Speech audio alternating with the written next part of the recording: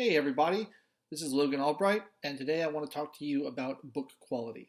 I don't mean the quality of the words of a given book, I don't mean the quality of the writing, I mean the quality of the physical edition of the book, the paper quality, what the cover's made out of. And my question for you today is, does book quality matter? Short answer is no, it doesn't. Uh, I have read a lot of books. I've read a lot of books of a lot of different qualities. I love them all. And when it comes down to it, it's what's between the covers that matters. It's the words of the book that matter. But that being said, I also value books as artifacts. And so I want to talk about different types of books and maybe what you should be looking for in a good quality book. So when I first started collecting books, when I first started reading a lot, I didn't have a lot of money. And so I would buy the cheapest paperback I could buy, the cheapest, flimsiest version. It would often fall apart by the time I finished reading the book. That's okay. There's nothing wrong with that. The important thing for me was to get the information out of the book and to get the experience of reading it. Once I had that, I was happy. And if that's what you can afford, I think that's fine. And so I brought a few examples of different books here of different qualities we can talk about. So this is a budget paperback that I bought last time I was in England. It's the short stories of Aleister Crowley. And I bought it because it was cheap and because I've never seen these stories collected in one volume anywhere before, and I wanted to read them. So it's not a great quality book. It's made of cheap paper. It was only a few bucks, but it's an interesting read, and I'm glad I have it, and I'll probably talk about the contents of it later on. But if you have a little more money to spare and you can get a better edition, I do recommend it because for me personally, I think books are wonderful objects to have in your home. I think they're beautiful. I think they're fun to hold. I think they're a treat to experience from all five senses. And if you can spare a little extra cash to get a better edition, I think that you will find yourself rewarded for it. For example, here I have a Library of America edition of Herman Melville's 3 novels, Redburn, White Jacket, and Moby Dick. Moby Dick is one of my favorite books, and Melville is one of my favorite authors. And I actually have 3 different editions of Moby Dick in my collection. I've got a paperback from Penguin. I've got one of those Barnes & Noble hardcovers. It's like an old one. It's before they started doing the leather-bound ones. It's just a paper-bound hardcover that has like 4 different novels collected into one. It's a pretty poor quality edition, actually. And then when I got a little more money, I got the Library of America version. And I like this one because I like the series. I think it's very high quality, very well produced. It looks nice on your shelf as a series. You can see I have several of them up here on my top shelf.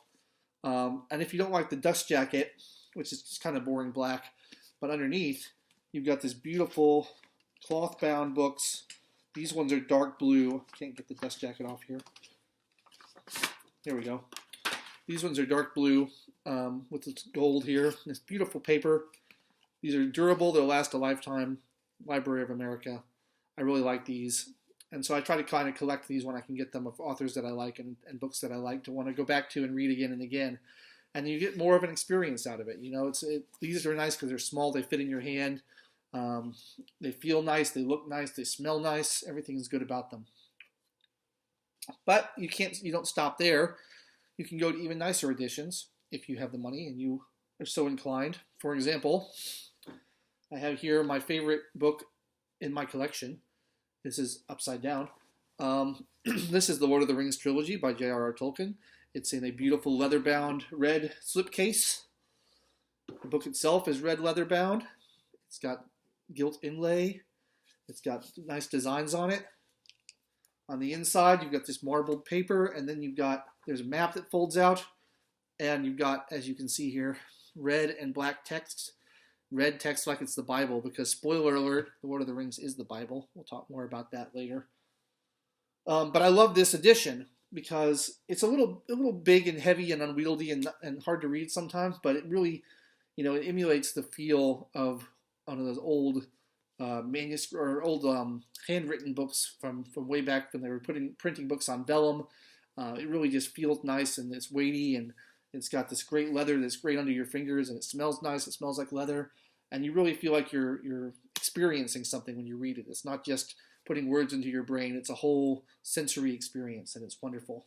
So as someone who, I don't write in my books, I don't dog ear my books, I really have a hard time with that. I think that the book is something sacred to me, and so I don't like to tear them up or mutilate them or alter them if I can. And so if you're on a budget and you want to buy cheap paperback editions just to read the books, I think that's great. But for me personally, it's really valuable to have good high quality editions in your library as you build it out, as you have something that's durable, that'll last the ages, that you can go back to again and again and enjoy without worrying about pages falling out or pages ripping or covers coming apart or the binding breaking, things like that. So that's just my opinion on book quality and what I think that is most enjoyable for me. Like, for example, I don't have an e-reader. I never read books electronically. I like the physical experience of having a book. I know other people have different opinions, and that's fine. You can have a different opinion. It's all right. But that's what I think. I like my nice leather-bound books when I can get them. I'm going to try to get more. When I can't get them, I'm perfectly happy to read a paperback.